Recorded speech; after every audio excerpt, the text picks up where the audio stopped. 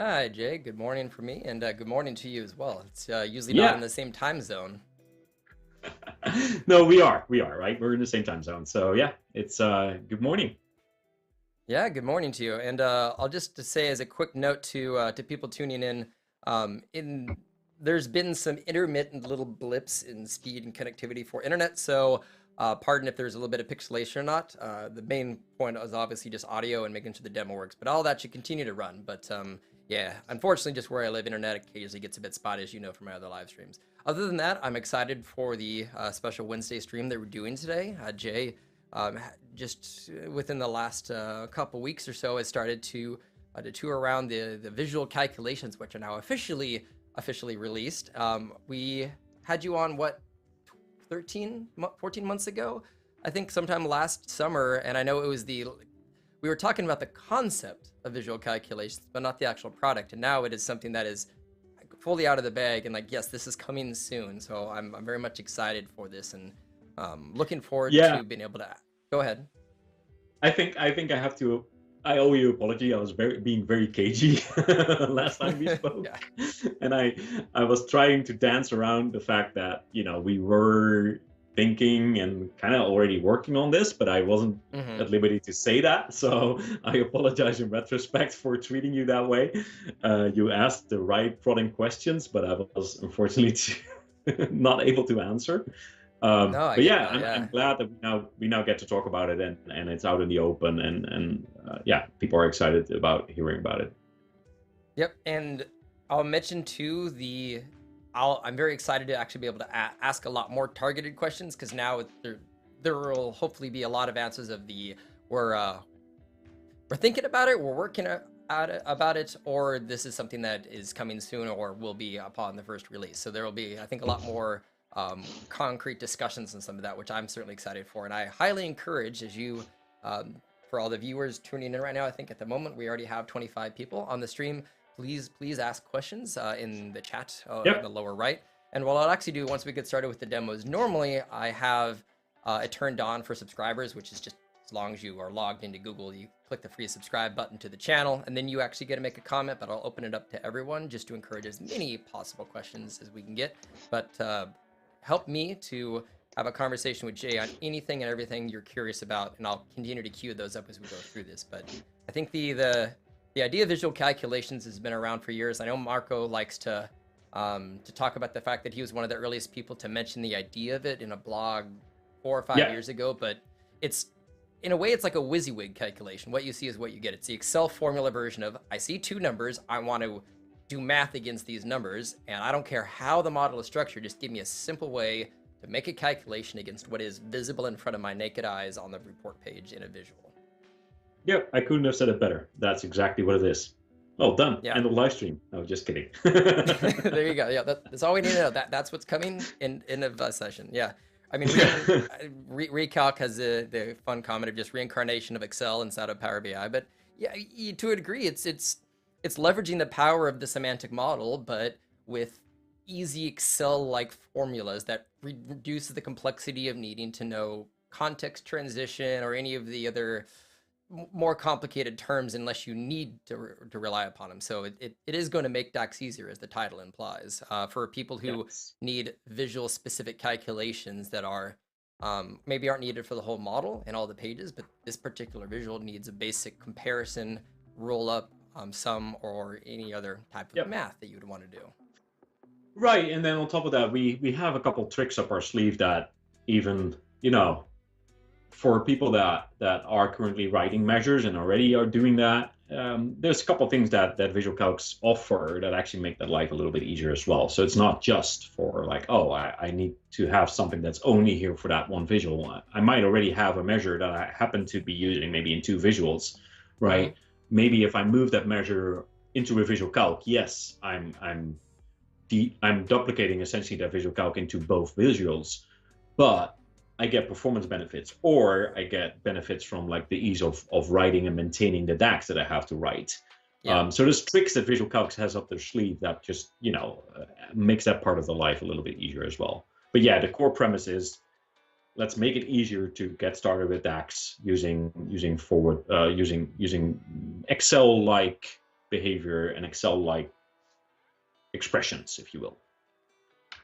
And I think just to get started, if you want to briefly describe like your role in getting this built over the last couple of years, and then we can kick into that demo, that'd be awesome. Yeah, no worries, all good. So yeah, I mean, I'm Jeroen, or I go by Jay. For everybody that doesn't speak any Dutch, I blame my parents for for giving me a name that's unpronounceable. So yeah, I'm on the product team, on the Power BI product team, and I focus on DAX and modeling related features. So I'm a product manager there. So that basically means I try to describe the why and the what of this feature. So the way this works, when I joined Power BI in April 2020, I started looking around like, hey, what are the things that are top of mind, the things that are like, you know, interesting, cool new ideas in the DAX world that we want to do. And I stumbled upon a couple, honestly, a couple old specifications from PMs that owned that area before me that had to deal with this thing that we now call visual calculations. And I think the time that Marco started talking about it kind of coincides with the first time one of those specs were written. Obviously, I wasn't there, but I assume that was kind of happening in collaboration, or at least, you know, maybe Marco brought up the idea and then the PM started writing, or vice versa. I don't know. Doesn't matter. But those specs were going way back. That's what I'm trying to say. And we tried. I think I'm the fourth PM actually writing a specification for this. And we never got this far, right? Because obviously you've never heard before we started talking about it that we were working on that or thinking about it even. So I'm not going to say I invented all of it, but you know, I'm just the one that found it and go like, I'm actually going to make this a reality now. I'm not going to let go. And that was almost 3 years ago. And so from there, after we have like basic understanding of what our features should be doing functionally, we start architecting it, making sure that it can actually work. So as a product manager, my role is the why and the what, and not the how. The how is the architects and software engineers, and that's their responsibility to make sure that what we dream up and what we discuss can actually be done and be implemented, and then implemented as well. So we started on that whole journey about 3 years ago, 2.5 years ago. We're now looking at a functional spec of over 100 pages. I think it's over 110 pages, not to mention all the technical specs, which are way more detailed than the functional specs. So there's many more pages and hours went in on meetings and writing to make this thing happen. And then, you know, architects are involved, software engineers are involved. Jeffrey Wang, the inventor of DAX, together with Marius Dumitriu, names you might have heard if you're familiar with the DAX world. Those are both involved in this feature. We have weekly syncs on this still. So all the right people are involved on the architecture side as well to make sure that we actually build this in a way that is good, future-proof, basically.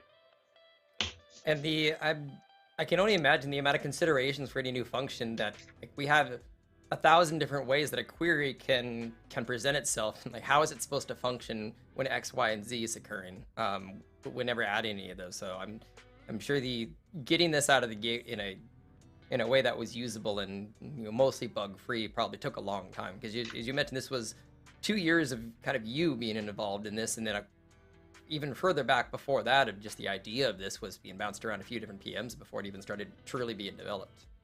Yep. Yeah. So it's 2 years and a bit that I was involved, and that just basically you just start with like,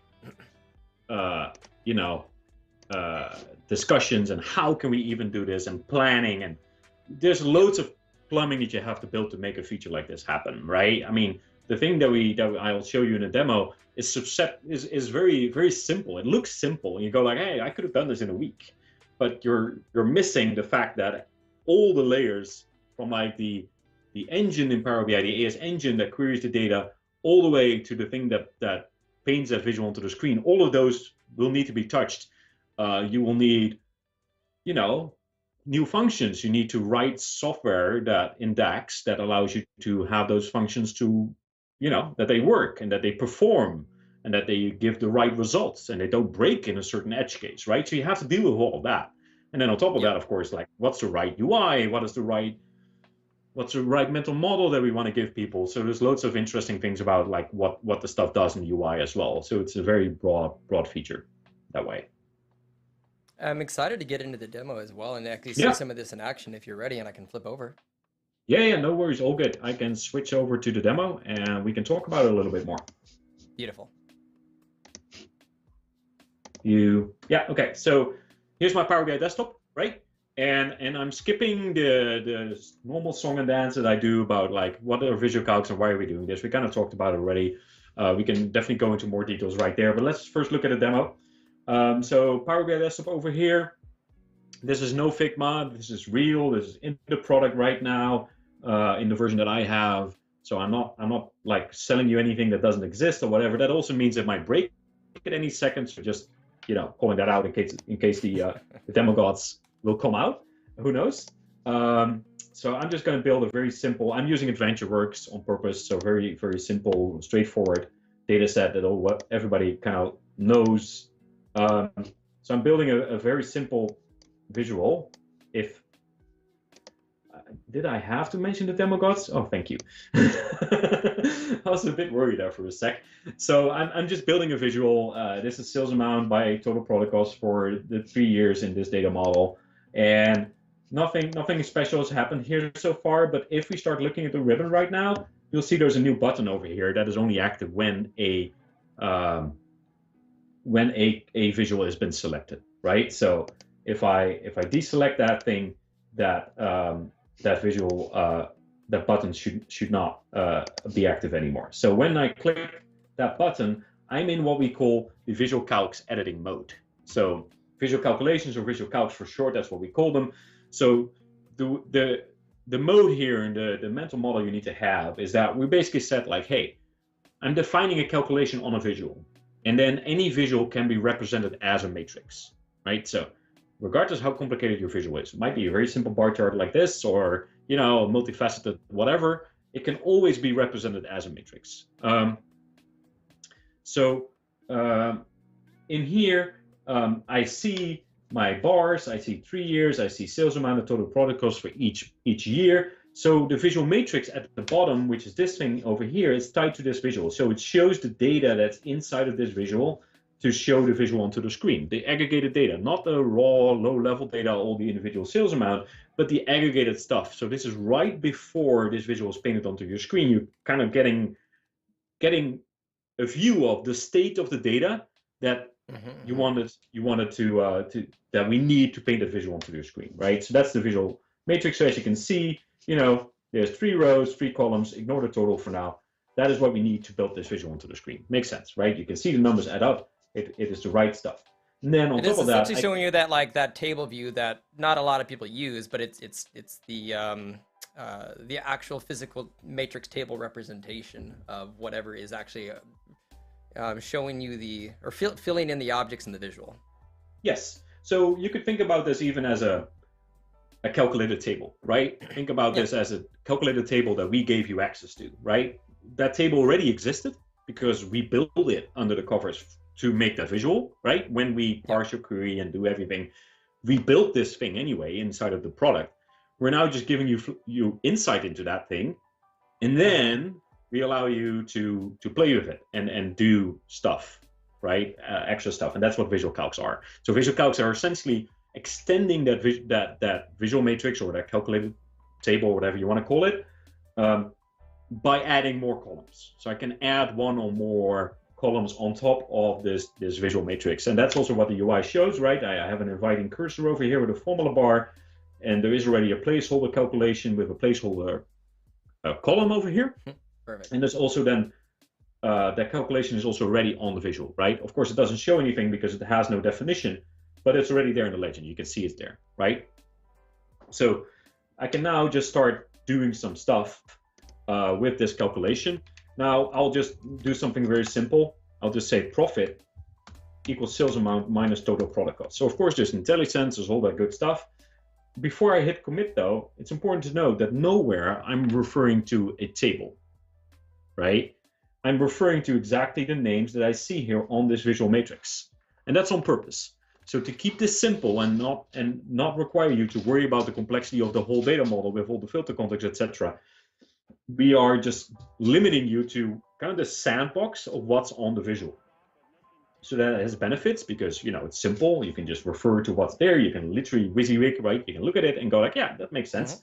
But it also means that you cannot reach back into the model for more advanced scenarios, right? So if you wanted to reach back into the model, you have to bring that measure or whatever from the model onto the visual first, and then you can refer to it from this visual calculation. So that's an important thing to note. That's a design choice that we made to make it easier and get better performance. So with that, I'm just now adding a profit calculation, and I can now literally look at this and go, yeah, this profit makes sense because it's that minus that is this result, right? So I can do the mental math and I can do the comparison, and I can see this profit makes sense. And of course, this should have been a measure, right? Don't get me wrong. I'm not saying that it should always be a visual calc, right? In many cases, this profit definition should actually have been in the model as a measure.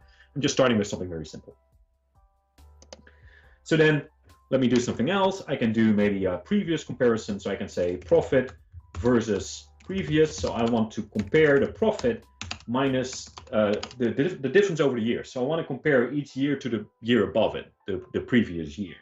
So what I can do is then I can just write profit and then say, I need something else. I need the previous profit. So I'll just use a new function called previous and then enter profit. So this is something that's brand new. It's tied to visual calcs only.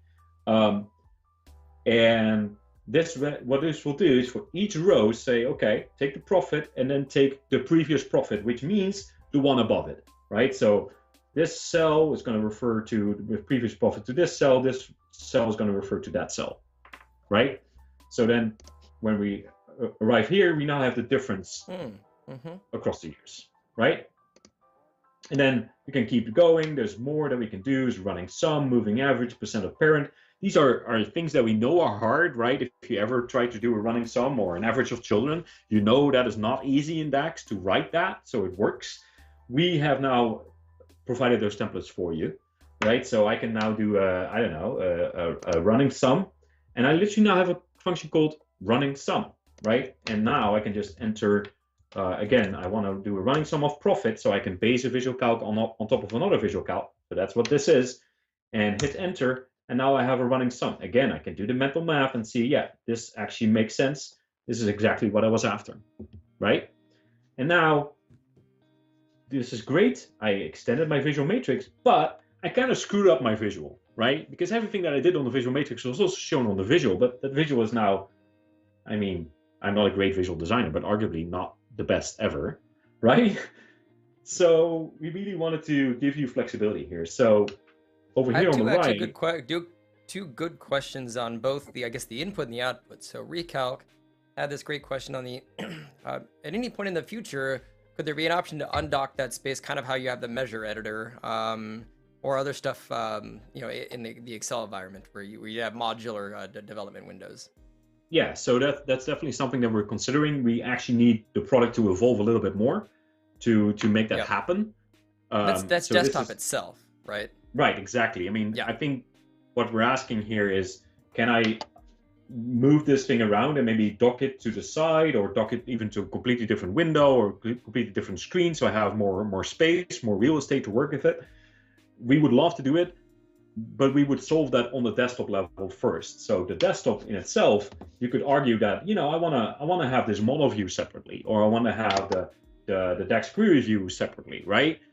So that's where we're looking at solving that problem, not specifically for this visual, for this feature, but once we have it for the whole, like the plumbing, the foundation, the whole product to do this, then of course this feature can benefit from there. Yep. Okay. So that was, and as you mentioned, like I think a lot of other people have also just wanted like a more of a tabular editor type modular development. So hopefully at some point Power BI Desktop does allow for those widgets in Windows to come up. But I think it will be probably a both and. Like once that happens, this plus I'm sure other windows will all start to be able to pop out, especially for multi-monitor development scenarios. And Jack had one other really good one, which is will there be any indicator on the visual that a visual calc has been applied? I guess, or maybe assume that might be something related to having a icon in the header or something like that? Yeah, so that is something that we are actually still discussing, to be honest, because that header, that's also going through some redesign at the moment for different reasons. So we're still like a little bit waiting on what that will look like. But essentially what I'm thinking is we have something like this, right? which is like the filter restatement that says, these filters have been applied. Of course, right now in this example, there's no filters been applied. But if I just add a filter real quick to the page, right, I can just say, hey, I'm going to be lazy. I'm not going to change it to something that actually is a slice or whatever. But you know what I mean, right? Here it now says, hey, it now includes the L filter for class, right? Yep. I can imagine, and that's also something that we talked about, like we would extend this somehow and maybe change this icon or add a new icon that kind of does the same thing and say, hey, this visual contains visual calcs, the running something or the profit is now a visual calc, and here's the definition. Okay, yeah, and I'm sure you could also, even in the title of the visual calc, you could probably name it in a way that uses either an icon, a symbol, or an ASCII character that would represent that is a visual calc too, if you wanted to. So you have it here, right? So in the build of visual pane, it's very clear that those things are not regular things, right? You have the icon that tells you these are visual calcs. Exactly. I mean, it still doesn't give you discoverability for this for like a consumer because they won't see this build pane. So that's how I interpreted Jack's question, and that's something that we're still thinking about, because we also don't want this header to turn into like a Christmas tree and like holiday tree and have too many bells and whistles everywhere. That's also not really what we're after there. One last one, and then move on. Jorge actually had one other. This is about calling back things that you have in the model. So would there be any way to call upon calculation groups used in the visual calculation? And I'll assume probably one that maybe wasn't directly added to the well, but is sitting in the model. So once it's in the well, yes. If it's not in the well, no. And that's calling upon the output of the calculation group, not the actual logic in said calculation group. Okay. Yes, it can work with the output of the calculation group. As long as that's on the visual, visual calculations can work with that. And of course, as I demonstrated here, any filters that you apply, right, will still impact the visual as well as the visual calcs, right? Because it's logical, right? Because hey, if I change the class here, of course, sales amount is going to filter, total product cost is going to filter. Well, profit is just a calculation on top of those numbers. So of course, profit is going to change, right? And of course, then the profit previous is going to change. And of course, the running sum value is going to change, right? So it has a chaining effect, right? So those filters are still applicable, as you can see, the numbers changing over here. So the same for a calculation group, right? A calculation group that changes the numbers for sales amount and total product cost in my example do impact the results of the visual calcs, because those visual calcs are not aware of anything. It's just like, oh, sales amount has changed. I'm just going to recalc myself. Yeah, exactly. Right? So that's how they kind of play together. So even if they're not on the visual itself, they can still impact the result of the visual calc. And I mean, that's largely how calculation groups are typically used. Like I mean, I'm sure there's exceptions to it, but you don't often write a measure where you calculation group name equals a particular filter. You generally use it on your rows, your columns, a visual level filter, or slices in a typical environment. And all of those will recalculate whatever is inside of the query that is then has the extra visual calcs built on top of it. Okay. Right. So then just to wrap up the very basic demo that I was doing is, as I said, like the visual is arguably not the best at the moment, right? And so the one other trick that we did is, well, what if my requirement is to just show the profit comparison for the years and the running sum? That's all I wanted to show. So what I can do now is, instead of deleting things from my visual, I can hide things from my visual. And why is there a difference? Because if I delete things disappear from the visual matrix.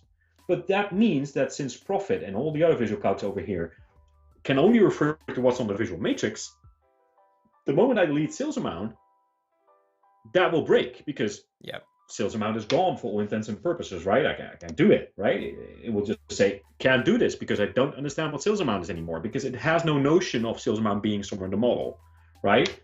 So for me to resolve the situation, I have to bring sales amount back. Let me just do that real quick. And ignore all the rendering bugs over here, by the way, in the product. That's just how you know it's a live demo. So now I have sales amount back here, right? And now, of course, this all starts working. But instead of me deleting things, I can now hide it. So this is an icon you are familiar with from the model view already, to hide like columns and stuff, right? And what hide does, it hides things from the visual matrix. So you, sorry, from the visual, not from the visual matrix. So you see the visual updating, but the visual matrix doesn't change. So this is basically like the visual matrix is static here.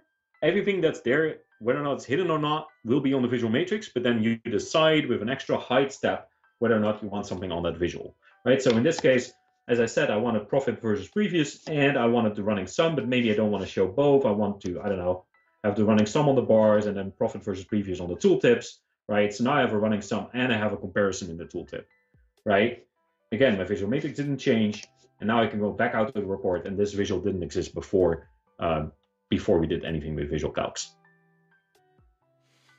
Yeah, I mean, I'm also just imagining a lot of scenarios with this too, where in a way it's almost building like an aggregation table against very, very large data sets, where if you're working with hundreds of millions or a billion rows, and there is a calculation that if it done all at once in a measure, regardless of how well you've written it, the business logic is just really complicated. This could speed stuff up. Like you could almost load a bit of the raw sales data or something else, and separately next to it you have a visual level calc that's doing some other transformations, but that visual might only have 3,000 rows, so that's going to be lightning fast to do a couple of comparative calculations on top of it. Yeah, and that's an extra benefit, right? Like the performance here is going to be out of this world, right? We've seen like 300 to 500% increase in performance just because us working on the aggregated level of data, right? I'm confident in saying that however complicated you make the DAX that you write here, I think Power BI will be able to handle running that complicated DAX over whatever number of rows you have in here, because we're not talking about millions of rows, because at this point we're working with aggregated data that you're showing in a visual. And even if you have a scatter plot, people don't show 3 million rows in a scatter plot, right? Because human brains cannot process that anyway. So you aggregate it to some reasonable amount to make that useful. So since you're aggregated to the reasonable amount, let's say in the thousands, that calculation, however complicated it is just running on those 1,000 rows, right? And I'm confident to say that, well, Power BI will probably be able to handle that no problem at all, depending on, so even if you're not interested in like this easier way of expressing stuff that was hard before in DAX, for example, like doing a running sum using just one function, right? Even if you're not interested in all of that, even if you're just here to do a switch statement, right? That says, hey, if the sales amount is below this, then mark it as a minimal, and if it's above a certain threshold, mark it as large or whatever. Even if you're interested in that kind of stuff, which is classic DAX, the fact that you do it on the visual calc will make sure that that the performance is better because of it running on the aggregated level of data and not having to do the aggregation while executing the calculation, because the aggregation has already been done. So just thinking aloud on some of this stuff too, is I've seen some custom visuals have like it's almost an option of when to calculate, like pre or post on like things that are added into it. And I know not every single measure can be translated to a degree. Like you have a model measure, but is there any plan? And I'm sure it's at least been chatted about, but like, let's assume you have actuals minus budget, and that's just going to be faster if it's calculated secondly rather than initially. So either like a toggle where you could just add a measure already in the model and say like run this as a visual calc, just put it in the second bucket of second calculations, or maybe provide a suggestion of show me how to write this as a visual calc, and it generates that for you, and then you can just get rid of the original measure. So, but some way to do an auto translation from model measure to visual calc measure for those performance reasons that we talked about. Yeah, so those are definitely things that we're looking at, and for me that falls more in like the all up, not the rules. That's not what I'm after. I'm lost for the word, but basically like, hey, best practices analyzer. That's what I'm trying to say, right? So basically like look at your measures and go like, oh, you're only using this measure one place, or it actually seems like a candidate measure that should be better in the visual calc.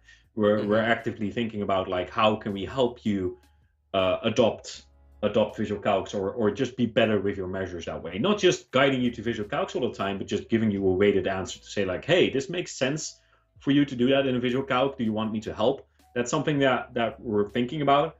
Also, the other way around, obviously, well, maybe Copilot, who knows? Also, the other way around is like, well, you did something in a visual calc, and then you did it 3 times already. Shouldn't that just be a measure, right? You're not doing anything in here that is specific to visual calcs.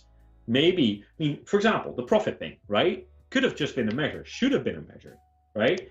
If I did this on, like, I don't know, multiple visuals, and all my visuals in my report contain the same visual calcs, you could imagine the product at some point saying, hey, shouldn't you just create this as a measure and then reuse it everywhere, right? So that's like low-hanging fruit of stuff that we're thinking about doing, and imagine there would be a way for me to, like, say, store this as a measure in my model, and then us changing this DAX for you to just slap on the aggregates that we need, which is, of course, in this case is simple, like 2 sums around both numbers and you're done, and then storing it as a measure that way. So also supporting you in converting anything that's visual calc specific into a measure specific DAX. And this, okay, and I'm guessing somewhere in the report, so this code, profit equals sales minus total product cost, is that going to be stored in the model BIM file, or will this be stored in the report.layout file? It is in the report file. It's not in a model. Okay, so I mean, so in theory, like the measure killer kind of stuff that helps you to identify duplicate measures. And I know I've talked to Gregor about one pattern that they don't do, but would be good is, the people when they make like a new sales measure and it just equals the first one because they don't realize they can rename a calculation in a visual, right? Stuff like that. But those identical patterns that you mentioned, it sounds like the external tools, once this ever comes out, like measure killer type stuff, will be able to identify, there's 18 visual calcs that are using the same thing. Perhaps you should create a measure for this. Yeah, so I guess the people from Measure Killer kind of need to change the product to say, name of the product to say calculation killer or whatever, to make it more generic, and then also cover visual calcs there. Why not? Yeah. Or create a whole new product. That's up to them. But the good part, though, is at least this code will be in the report layout. But it's also just good to know from a technical perspective where these measure formulas are stored. But because they're exposed, any tool could be built to do an automation on it and scan it and document it if you actually need to keep these in some kind of external PDF or something else. Yeah, absolutely. So they are in the report definition file on the visual. So basically what this will look like is on the visual, you have what we call the visual shape. And on that visual shape, there is a new entry point that is calculations or whatever it's called. I don't know right away what it's called, but basically that will list all the calculations that live on this visual with their definition as well. So yeah, that's basically like the basic idea here. There's stuff in here that is, more advanced. I know I saw somewhere a question. I think Recalc was asking, is there a set of functions specific for just visual calcs? And I think that's a good other thing to just mention. Sure. So I mean, we already got some of them last year that were teased without directly mentioning the fact that these were coming, because they're like, we got an odd set of offset and all those other, like those five or six functions, but it's just, here's a new set of functions for DAX for no apparent reason. Nope. But a lot of them were very visual specific. Yeah, so let me explain why that happened. So essentially, that was last year, December. That's where, because you're referring to what we like to call window functions, right? The family of functions. Yeah. Index, offset, window, rank, row number, and then the supporting functions of order by, partition by, and match by. So essentially, last December, when we launched that, when we released that, I was showing you the Lego pieces that I was using to build this with. Yep. So these functions, these previous and running sum and moving average, for example, right? Moving average as a function, these are nothing else than shortcuts to those window functions. So a moving average, think about what moving average is. It's essentially a window sliding across something. Oh, wait. Yes. Under the covers, when you write moving average, what we do is we write calculate something something, profit in this case. And then with the right window, the call to window, with the right parameters filled out for order by, partition by, and match by. But to hide that complexity from you, that is what these shortcuts functions do. So essentially, these functions, we like to call them medium or high level functions, they expand into the low level functions, which happen to be the window functions. So by the time by the time we release this, I also gave you a little bit of a hint in the blog. If you go reread the blog from last December, I actually specifically wrote in there, we realized this is not easy and it's not for everybody. Essentially, what I was trying to say there is like, hold on, we understand. Yep. There's more stuff coming, but to talk about it yet. Yeah, and this is that stuff, right? This is what has been built on top of that. Exactly, and you described it well in that they are not for the beginner to intermediate DAX user. They're like, there are some performant ways to do things a little bit faster, but it's for the upper 5th percentile or higher of that, for people who are looking to extract water from a rock and get every bit of performant out of like very large data sets. When you need to figure out every way to trim fat off of a calculation, they're super useful though. But for people tuning in as well, I'll just mention that I was on with Daniel Odekaier and Tableau Editor 3 back in January, where we, without talking about visual calculations, we at least talked about use cases for window functions in typical measures. So I'll drop the link into the description for that. Yeah, and that was a good one. I watched it and I was, enjoying it because I knew what else was coming that you weren't at liberty to talk about and not aware of, right? Exactly. So it's always funny to me to hear these kind of things and go like, oh yeah, I know, but you don't know, but that's fine. I'm grateful for you. Yeah, both you and I in the last 14 months, a lot of us had to be very, very careful on like, we could talk about the idea of it would be lovely to have calculations in a visual, but not use certain keywords. But that's just, that's the nature of being either working for Microsoft or an MVP, is you have to be, you always have to choose your words carefully when it comes to ideas. Yes. So, again, we are introducing specific visual calc functions that will not function outside of visual calculations, which are shortcuts then to window functions that are available outside of visual calculations. So this is also, when we talked about just seconds ago, this back and forth between like measures to visual calcs and visual calcs back to measures, right? This is essentially the same. We could say, hey, you did a running sum here, right? Using this visual calc specific function, but we can write this under the covers. This is already written in a window function, right? Essentially, this running sum is going to say, calculate sales amount, order by year. That's it. Sorry, calculate sales amount window something 0 rel whatever order by year. That's kind of like the pseudocode that's under the covers here.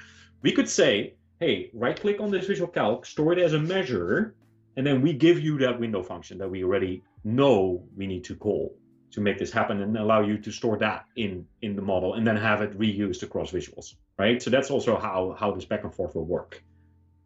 And the same, of course, the other way around. Like when we look at something that you wrote using a window function, you're only using it once, we could just say, why don't you just use a visual calc? It's faster, it's easier to maintain, it's easier to understand.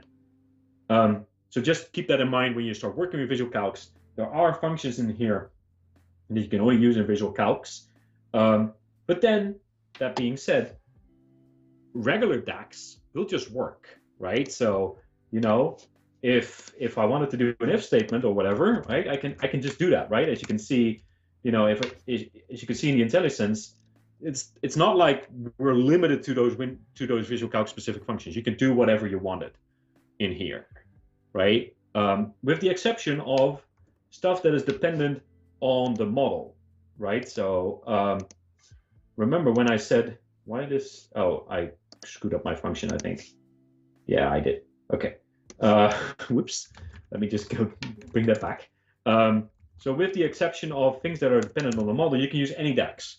So a function called related table, use relationship will not work because there is no model here, right? There's no notion of a relationship. There's no notion of multiple tables.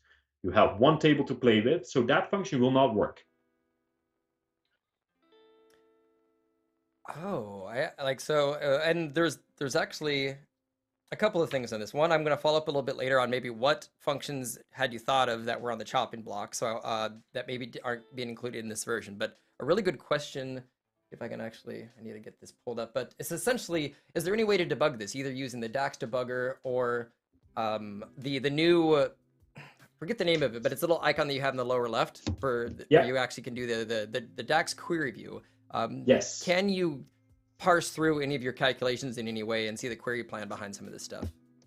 Well, let me just take a look, right? Why not? Living on the edge. So I'm enabling the performance analyzer and I'm refreshing this visual. So now I get, oh, still have the table. That's this thing, right? It's not that. It's not the visual calc, right? So don't worry about that. So you see here, there's a DAX query, and then there's a visual display, and then other. So if I run this in DAX query view, you'll actually be able to see.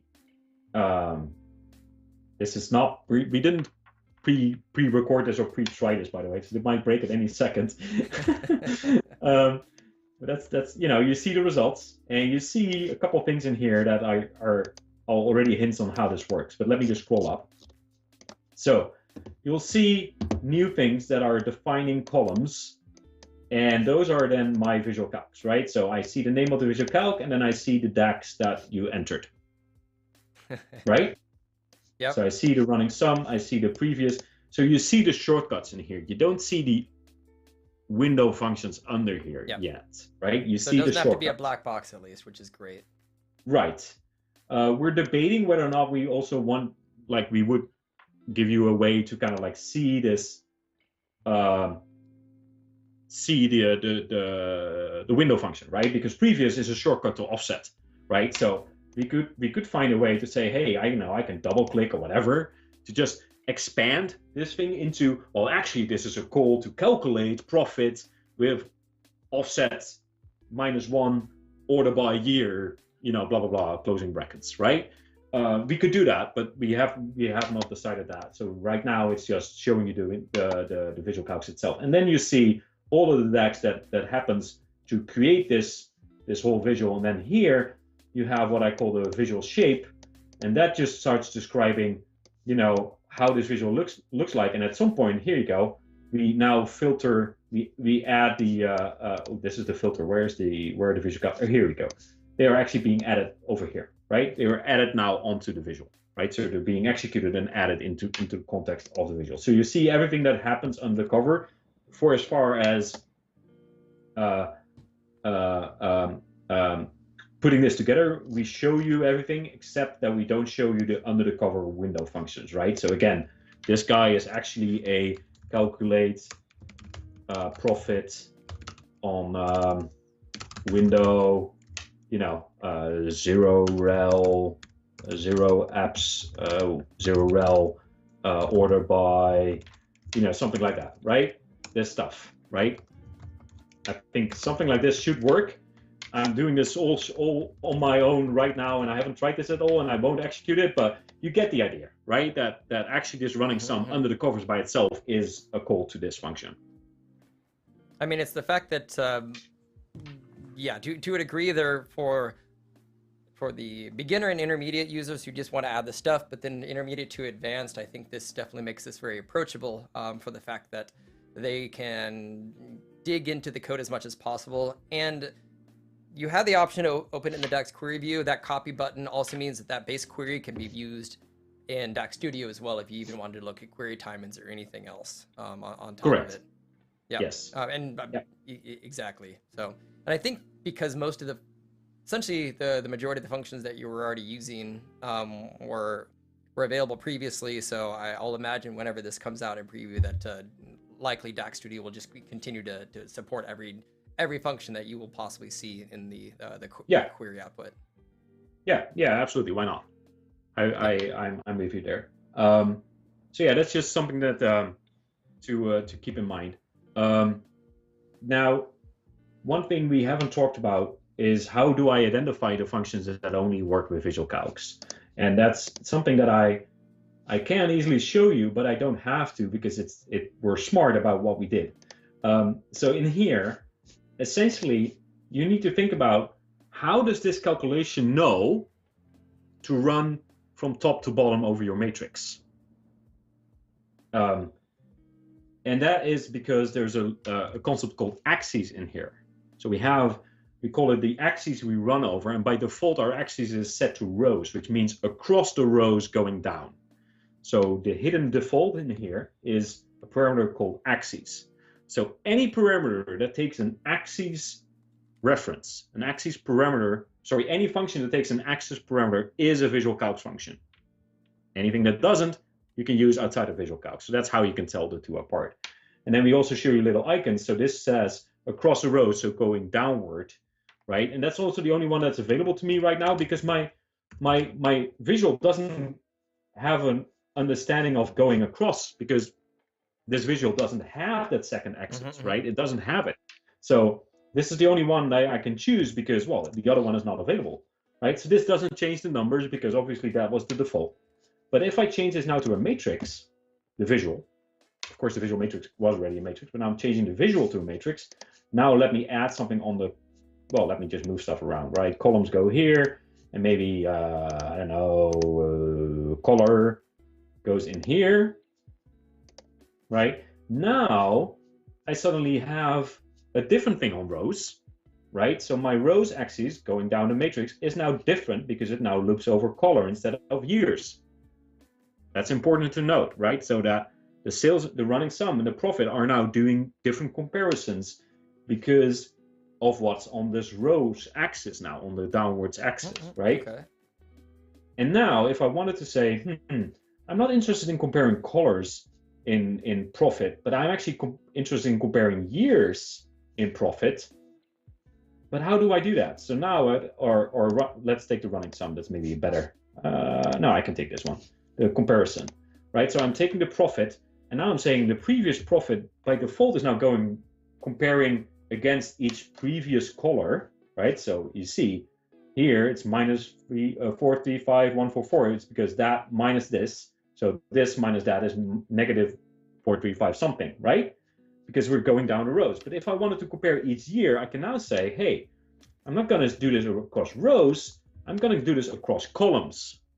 So now it's horizontal left to right. So the moment I do this, now each profit is not compared vertically across, in this case, the colors, but now horizontally across, in this case, the years, because those happen to be on columns, right? So if I hit enter now, you'll see the versus previous comparison going the other direction. So you see now this guy is taking this minus nothing because there was nothing before me in the years.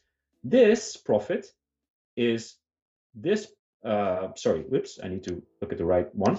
This profit is profit versus previous is this one, the 2 million minus the profit from the previous year, which is this. You see how that works now? Okay. So now my versus previous profit is not doing vertically, it's going horizontally across the matrix.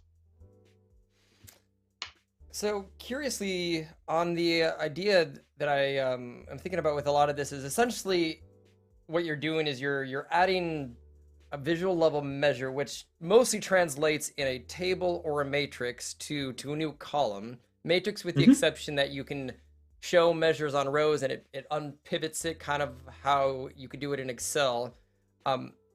From a visual perspective, I know a lot of P&L and financial statements, like people like to add like a percentage row or some other fancy table hacks that they do in Excel. Is there any thinking around measures as a column, but like custom rows at any point as well from from either the table or the matrix visual specifically?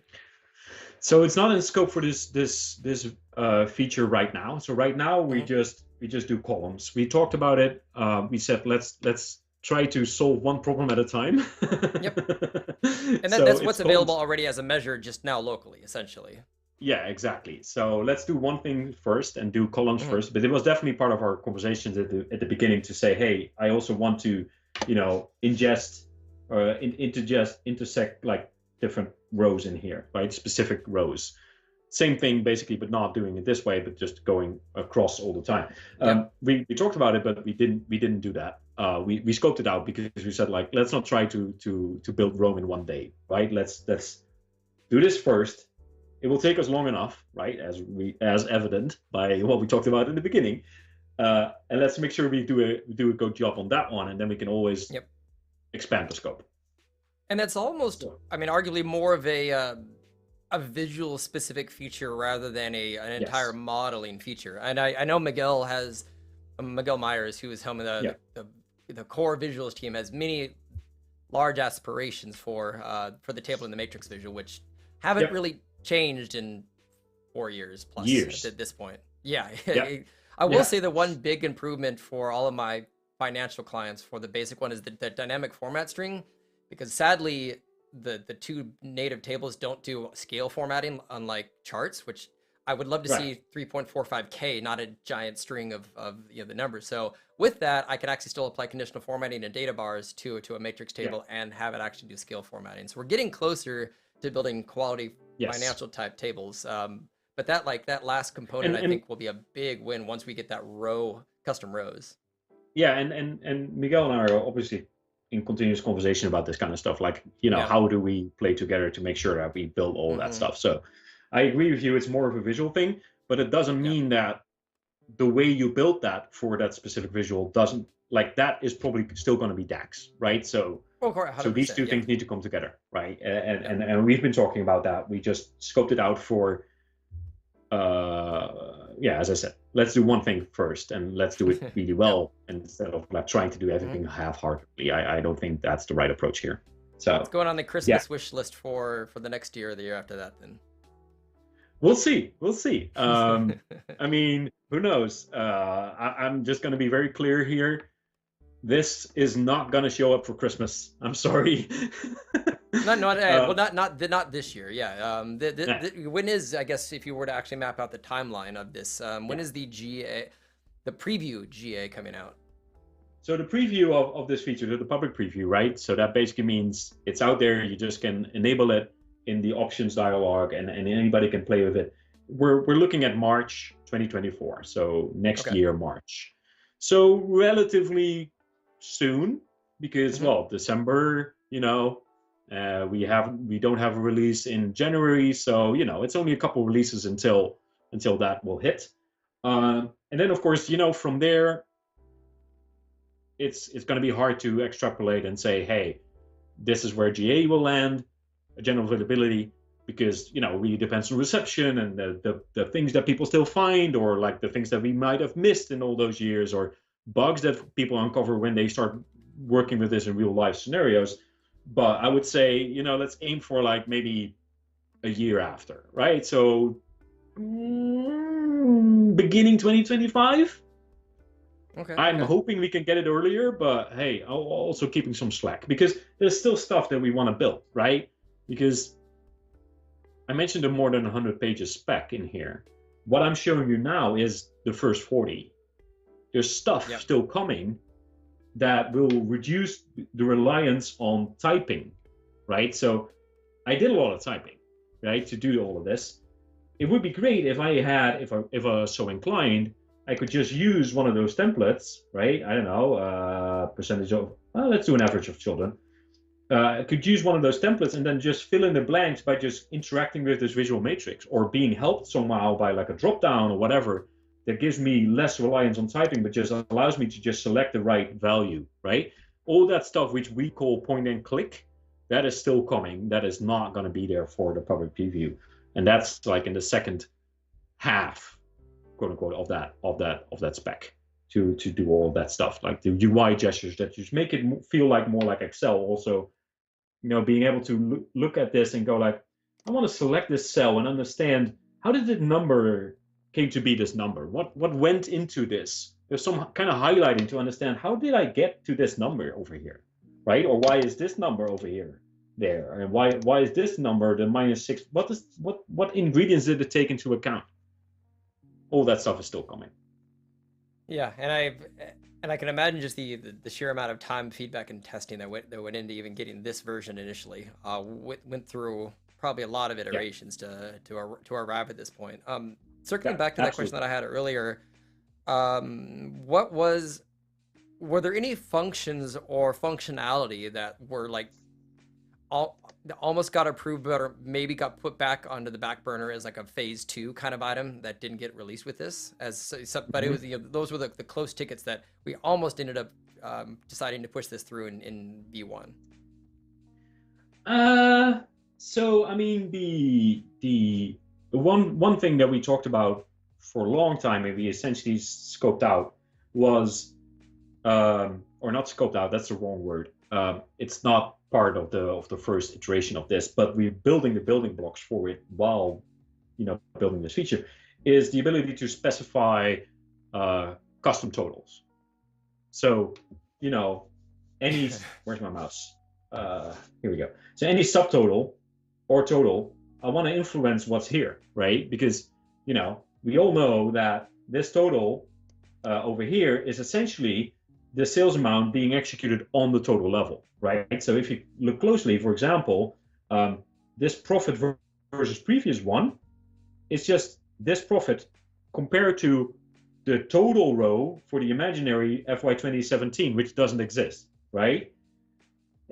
So it's, You could, I mean, okay. So it's the idea of visual level totals. So it's because like every exactly. single one of those cells is its, from years ago, I remember like my last boss before I went independent, Rob Coley, had the, like, you describe each of these as an island. Like they're Yeah.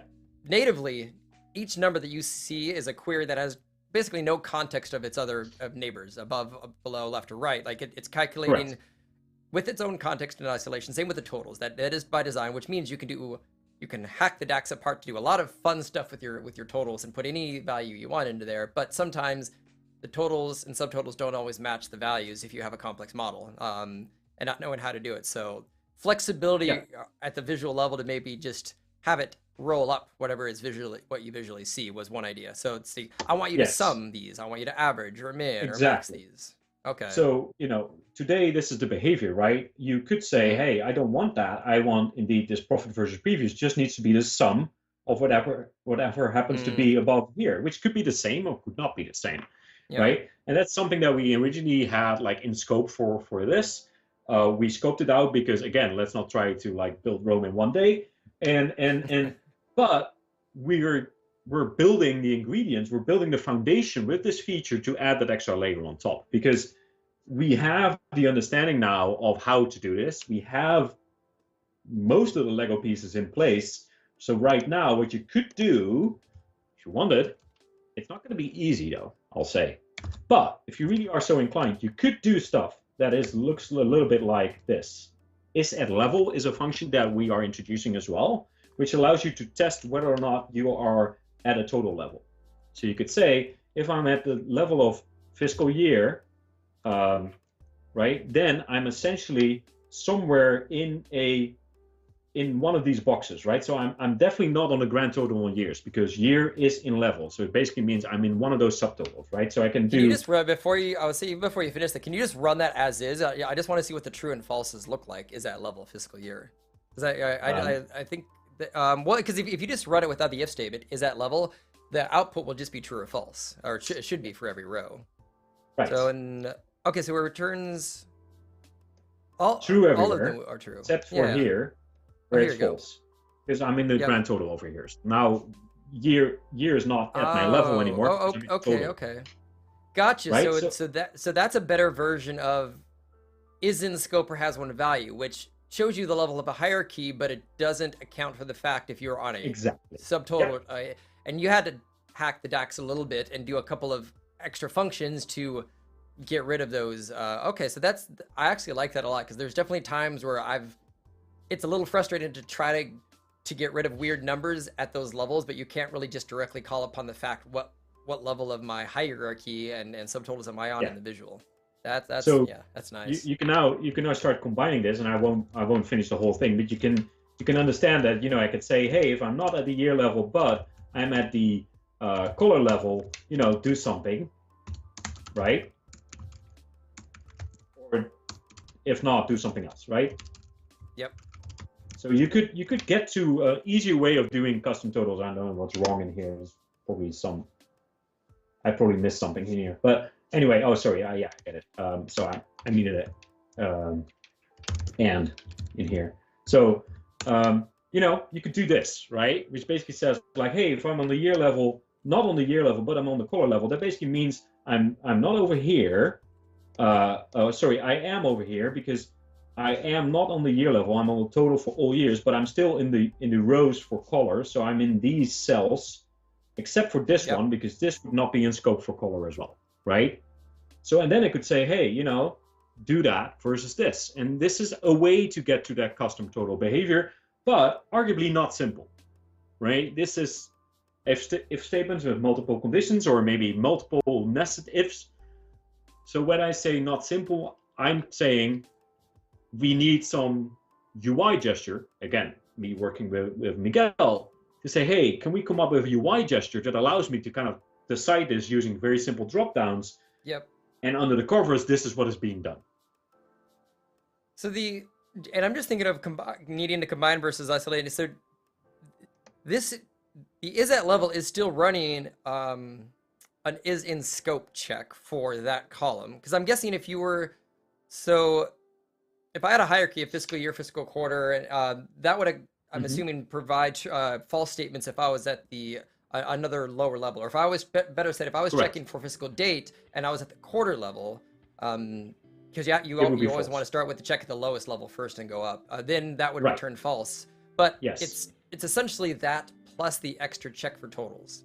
So in theory, like I can imagine, like in a large capacity, I could swap the two of them out, and at the visual calc level, just start using this single function going forward to basically check for two different things. Both, is there a subtotal or grand total, and what level am I currently at? Okay, that's right. So I like that a lot as a developer.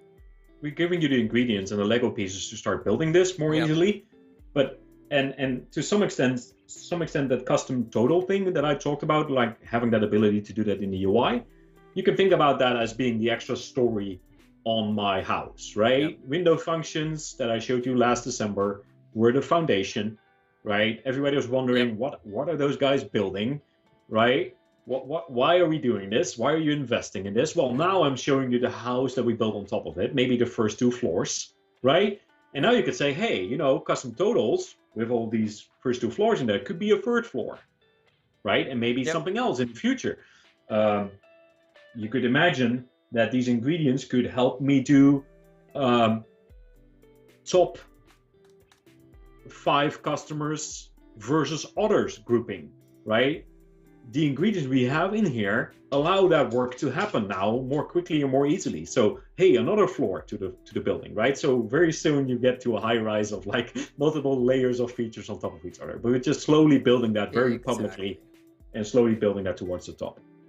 So there's loads of stuff that's coming with this later. When I think in general, what I find with most of the products, especially the things that deal with modeling, is as you mentioned, you can build up to 5 floors of this house. We've already built the first 2. We're going to eventually build the other 3, but we've at least left the construction materials on site for you to build the other 3 yourself in the meantime. Exactly. So there is a lot of other stuff you can continue to do with the measures, and at some point there will be a UI to support it. But it's easy. Yeah. It's a lot less time to add a function versus a function plus UI on top of it. Yeah. A couple good questions from the chat. So Jorge wanted to know how would the running some calculation function calculate for non-additive measures like distinct count measures? So it will just take whatever is here, right? So as long as your distinct count does the right, it doesn't know, it doesn't have any knowledge outside, right? So as long as running some, so your distinct count does what it wants, what it needs to do, as long as you make sure you have a column that provides the right results, then your running sum can just refer to that, whatever that column does. So it will just work, assuming you have your distinct count set up correctly. It accesses the output of the query from that visual, not the input. So it does not know what the measures were that calculated those numbers. So that is something to be considerate of. If you if you have like just new customers by month and returning or anything else that does not make sense to total up, just be considerate of that if you're doing visual level calcs, or that's something that also probably would work as a model measure as well, because it will recalculate that at whatever your total value is, rather than summing them or anything. Yep. Yeah. So so it will just take that output, and whatever that thing does, we're assuming it's the right thing. So yeah, you need to be careful there. Let's see. So I'm gonna go and do one other question. So when is the is at level coming? Will that be at the same time that this is released in sometime in March? Okay. Yeah, it's the same. It's all going in the same release, so it's not going to be shipped separately. I'll ask you a fun question because I know when the window functions came out and were blogged about, the IntelliSense didn't support them, but if you use them, you can reference them. And I even saw a blog recently by someone where technically when you use dynamic measure format string, it actually creates a measure in the model for that. Again, you can't call upon it with IntelliSense, but you could technically reference it if you really wanted to hack apart the DAX. Are any of these functions like sitting anywhere out there where if you just put in the name, even though you get a squiggly line, would it run? Or are these like actually completely out of the code before March? No, or whenever they're not there yet. You cannot go and type them yet. No, it will not work. Unless the specific. Oh, actually, it's an interesting question. I don't think this should work, but I can try. Oh, come on. What are we doing? No, there you go. There we go. So I don't think, no, yeah, I cannot, you know. I will say that's what happened with the window functions too, is it looked like it was broken with a lot of them, but it I know. run. It's just the IntelliSense setting kind of caught up. Oh, okay, I know. Yeah. I'm just seeing if, oh yeah, sales, that was it. What was the table name again? Right, so because it's not a measure, it's a column, so I'm using implicit measures, I know. So this one does not work. Although it says too few arguments were passed to running some function, right? So, but it says here, it now says you can only use this in the expression of a visual calculation, right? So you can type it. Yeah. But of course, this is in the build that I'm using, right? In your current build, you won't even be able to see this, right? Yep. But it stops you from doing this because it says, hey, you're using something that can only exist inside of a visual calculation, right? So you cannot execute this in the measure. And there will be some functions will be available in both, but others will be exclusive to visual calc because all those window functions can be used in a regular measure too. They just, correct, of course, don't work until you actually put it into a visual because it needs the context of the shape of the query. Yes. So the shortcuts that I mentioned, right? So those shortcuts like previous, first, next. I have a whole list. If you want it, I can show you real quick. Let me just go over here. I have my slide deck open and it has a list. So here, everybody get their oh yeah. Just as a quick, if you can provide me that text, what I'm gonna or just the slide, I will put a PDF to this just. Because I'm sure at some point people would love a cheat sheet of just knowing what's coming out, or if there's a blog post that mentioned this anywhere. I can send you the PDF and you can just upload it wherever you want it. So these are the medium level functions, right? So these are the shortcuts to the low level functions, right? So these are the ones that are coming out with visual calcs. These are visual calcs only. So many of them we've already seen. Previous, next is of course the opposite direction. First. It's interesting if you wanted, for example, to calculate against an index year, right? Like, I don't care, we're 20 years in the future, I just want to calculate against 2020 still, or 2000, right? Because that's my index year in my financial institution. I could do that using first or last. Range is then a definition of a slice. Expand and expand all, collapse and collapse all, we haven't really touched upon, but it basically allows you to navigate that hierarchy and say, hey, I have year, quarters, and month. Now for this calculation in my subtotal, for example, again, I want to, for this calculation, just expand into the month level to do an average of children on the quarter level. I could do that using expand, right? Expand down to the month level and then calculate something just for the scope of my calculation. Lookup is another interesting one. It's named lookup because, well, in Excel we have HLOOKUP and VLOOKUP and XLOOKUP. Well, this does kind of the same. Like, hey, where year equals this and color equals that, find that number. And then is at level we've already seen. And then the last two are the high level functions, running sum and moving average, which I already showed you. So these are all shortcuts on the low level functions. So these groups of functions, medium and high, are only available in visual calcs.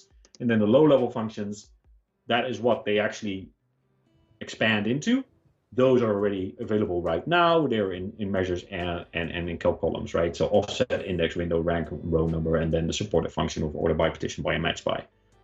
It's Um, as Marco and Alberto like to call it, the syntax sugar. A lot yeah, of functions are yeah, essentially packaging a set of other functions, but making it a lot more like yes, dates year to date is something that, when Power Pivot came out, did not exist, and you had to do an all and yes, less than or equal to and a bunch of other stuff. Yep. yes. So that's exactly what these things are. They are syntax sugar to make it easier. And just to hammer home the point here is, as an example, here's, and I can explain why there's a donut on this slide, but just look at the bottom of the slide first. Um, so here's a shortcut. First sales in year, which basically says, get me the sales for the first year in this visual, right? That's how you should read this. This is under the covers expanded into calculate sales on first of year, which then is expanded into, because first is still a shortcut to index, calculate sales index 1 year, which basically takes the first year. Index first is a shortcut to index 1. So now you see how this plays together. So these two lines are, this is what you would like write in the Visual Calc, the first line. The second line there with calculate is what we run on the covers. The third line is what you would write in the calculated column or measure to do I the actually same just thing. had somebody ask if. No, I am, but I'm also responding to someone in the chat about syntax sugar and just referencing them back to Marco. Syntax sugar is a very, very good thing. It essentially means that with a lot of this stuff, that it will make the things easier to write. At the end Yes. of the day, less Yep. DAX to do more complicated things. It is Yep. applying common patterns. Yes. So it's not a bad thing. It's absolutely not a negative term. But syntax sugar without the actual syntax underneath is a bad thing, right? So if you only can access Yes. this and you can never ever understand what is below that, that's a bad thing. So some products do that and hide this from you and say you cannot access that anymore. That's where I think you're on a slippery slope, because we want you to give both, right? We want you to be Yep. able to benefit from the ease of use, trading some flexibility, right? If you want all the flexibility, you still have all the tools in the toolbox to use that lower level function. So to have the full flexibility that you can ever have. And then why we have a donut on here is just to, I like to think about DAX as a donut, and when you're in the sticky little surface of the donut, it's great, but then there's a hole in the middle where the complexity of DAX lives, and everybody has to go into that hole at some point if you're serious about what you're doing in DAX. And there's calculate and context transition and everything that makes DAX hard. And today that rim of the donut is very thin, and with Visual Calc we're just basically expanding that rim and making it fatter, right? We're extending the time you can happily walk on that rim. So we're not Exactly. plugging the donut, we're not taking calculate away, we're not turning the donut into a pie or whatever. That's not what's happening. We're just postponing your exposure to that complexity. I think that's a good way to kind of summarize the not exposing the unnecessary complexity unless needed. So people can develop at any of the levels that they would like to, and wherever they're comfortable at. But you can, start in the shallow end of the pool before going to the deep end. Yes, exactly, and that's exactly what there is. So, yeah, that's all I guess you need to know about Visual Calcs for now. Yeah, I mean, there's a lot of amazing potential. I'm certainly excited to see this come out, and I think it will be, again, the what you see, what you get. Just like I have numbers, and I want these numbers to compare with whatever math I have. Will simplify certainly people who are just starting to get started in Power BI. So I think there's a lot of potential for that, and then definitely for the advanced users where like I can figure out how to actually stage my calculations a little bit and make some of my visuals faster against very large like premium capacity data sets. I see there's quite a bit of potential for this as well, to segment out stages of logic. So I think Yep. both crowds will be happy from different use cases for how to apply these for very different reasons. So I like the flexibility around that. Yeah, well, I'm glad you like it, and I'm for one, I'm glad that we finally get to this point, right? As I said, like when I joined the team 3 years ago, and you see all of this lying there and going like, oh, that would be great if one day we would be able to do this, and then finally that day is almost here. So that's just very exciting that we are able to after all of these years still improve the product in such a meaningful ways. Yeah, no, well done on this for sure, and I think people will be going very ham and spending a lot of time with this once it comes out. And hopefully you'll be ready for the deluge of feedback as people start to test this publicly. Oh, I'm counting on it, and I need you all to give me feedback because I want this feature to Yeah. be the right feature for you all, right? So, no, absolutely. Find What me. will be the best route for that? So it would like, let's just assume it's March and this has come out. If people are reporting either suggestions or bugs or anything else, is Mhm. where's the best channels for people to give feedback on So, this? I mean, the best channel for me would be I'll have specific uh, links set up on our community website, as we do for many features, and that will be mentioned in the blog, as well as Perfect. if you go into the product, there's the where you enable this public preview thing. There's learn more and then share feedback, and that goes to the same place, and that's where I would like to collect that feedback. So that's the easiest way. But that link will come once this thing is here. I haven't really set that all up yet, but it's basically going to be a community page where we're just going to collect all the feedback and have a conversation, and then you can raise bugs and ask questions and all that good Okay. stuff. So yeah, that's there. I had Lara's from the SSBI blog. Yeah. Actually had an interesting dimension. Or he's guessing and or wondering, about the average Power BI user maybe only writing visual calcs and won't use DAX in measures anymore as one potential pitfall of this. So what are your thoughts on the, I guess, overuse of visual calculations? I mean, yeah, to some extent this could happen, and I think I'm not sure if that's a bad thing actually, because they're still learning DAX, right? They're still learning True. important concepts of DAX. We're not Visual Calcs is not DAX, right? It's still DAX. So the things you learn, I see it more as a learning tool, as like a more gradual process to graduating Yep. towards full DAX, with all the bells and whistles and all the complexity. Instead of, I liked your analogy, like instead of dropping you at the deep end, right? So it's basically like how we more gradually take people along for the ride into, oh wait, there's a whole world of complexity and power with calculate and everything else that I can do and summarize columns and all that stuff, without exposing you that like in minute number 2. So it's not, I don't see it as a bad thing. And actually, I think most people will actually start gravitating towards Visual Calcs just because it's easier to write, easier to understand, easier to maintain. Performance is better. There's downsides, of course, as well. The reusability story is not as great as measures. There's downsides as well, but in general, I think the benefits outweigh the negative sides of this. And there will be certain business logic that you just can't. You need the model context of relationships and everything to actually use relationship and other stuff. So I think there will certainly be the person who can build 100% of their model just with visual calcs. Their model is not going to be that complicated if they can do every single thing off of that.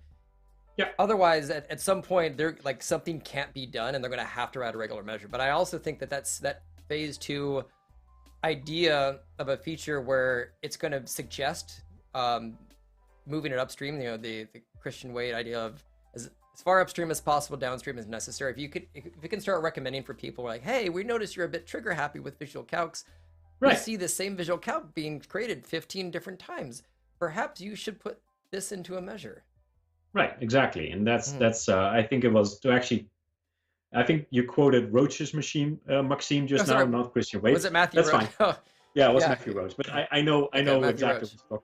No, I just wanted to make sure that we keep that ball rolling. It's Roach's Maxime that you just quoted. Roach's Maxime, yes, yeah. Yes, and I'm absolutely I'm right there with you. I fully agree, and I think this can be a softer landing place for people that are onboarding. For people that are already here, it can be easier, right? Like a running sum, it's not 50 lines of DAX. It's now just literally one function call, which will execute faster. So I guess, all that stuff doesn't mean you're now in Visual Calcs jail or whatever, and you cannot ever get out. That's not what we're doing here. We're just, giving you another option. Yep. And then, of course, Christian is quickly drag and droppy. Yeah, you're right. Yeah. I honestly at some point want to get an animation with a few pictures of people where I can click a button and actually have the quote like fly up on my screen. But those are two that I probably quote the most is between those. Hey. My last life goals for me is Reed is to be one of those people that people quote. Like I want Jay's Maxime or whatever at some point, but I don't know what it is.